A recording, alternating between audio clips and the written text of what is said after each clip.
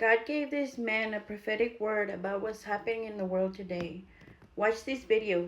Really saw, I believe, call it vision or word from the Lord 2 weeks in a row, every night, an awesome sense of calamity coming to the nation as a result of its sin, rampant sin.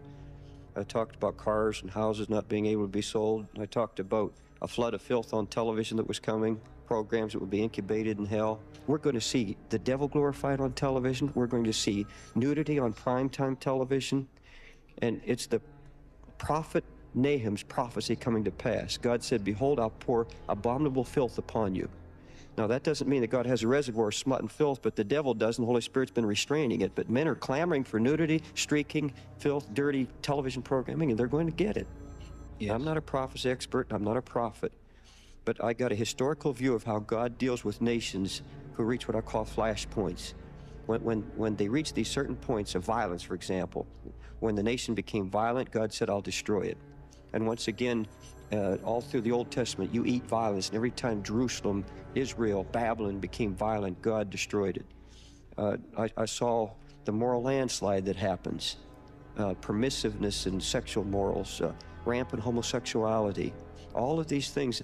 The prophet Nahum, for example, came to Nineveh. Jonah preached and Nineveh repented. 150-year reprieve was given to Nineveh. And along comes the prophet Nahum, and he said, "Now God's going to destroy you, and I'm going to give you 5 reasons." He said, "You become an alcoholic society. You become drunken." He said, "Your men have become as women." Now that fits here today so much that we call it bisexual. He said, "Your leaders have become as grasshoppers." In other words, they won't make decisions, they promise everything to everybody. He said, "You're running to and fro, your shepherds have begun to slumber, they're sleeping, and your people are left empty and void and wasted." Now, how can God destroy Nineveh for these 5 sins and allow us to commit the 5 same sins rampantly and get away with it? There's no possibility of that. The prophet Azariah came to Jehoshaphat. He says, "As long as you trust God, God is with you. The moment you forsake God, God forsakes you." And at that point, America's in trouble. And if we do not have from our government leaders now, we have congressmen who've asked us to vote for them, they're born-again believers. All right, then let them take their stand. Let them not be ashamed of Jesus Christ. Let Christ be integrated into the government. All right, then we'll see the Lord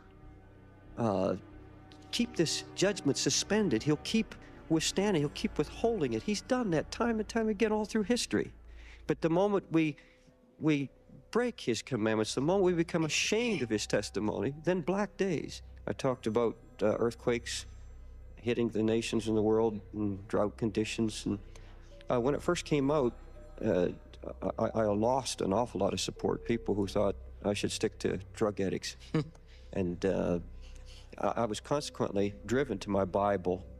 Even some of my very closest, dearest friends thought that I had gone off the deep end. And it came to the place where I really wondered if I had just dreamed this.